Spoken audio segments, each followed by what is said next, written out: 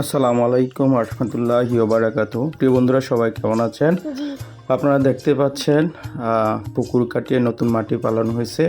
আমার মায় কলমি শাক লাগাইছে। এই কলমি শাকগুলো আজকে কেটে নিলাম। অনেক ভালো লাগলো, একদম সতেজ তরতাজা কলমি শাক। গ্রামের এই মজাটাই আলাদা। গ্রামের যে কোনো জায়গায় আপনি যদি শাক লাগান বা যে কোনো ফলের গাছ বা তরকারির গাছ লাগান হয়ে যায়, কিন্তু শহরে আপনি এই জায়গাটুকু কখনোই পাবেন না তরকারি লাগানোর জন্য। আজকে আমি যেই শাকগুলো কাটলাম সেটা হচ্ছে কলমি শাক। আমার খুব ভালো লাগলো এই শাকগুলো দেখে। আমার মার হাতের লাগানো, মায় খুব যত্ন করে এগুলো লাগিয়েছে। কলমি শাক, পুঁই শাক আর অন্যান্য গাছ লাগিয়েছে। আজকে শাকগুলা কেটে নিলাম।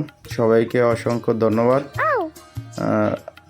সবাই ভালো থাকবেন, সুস্থ থাকবেন। আসসালামু আলাইকুম ওয়া রাহমাতুল্লাহি ওয়া বারাকাতুহু।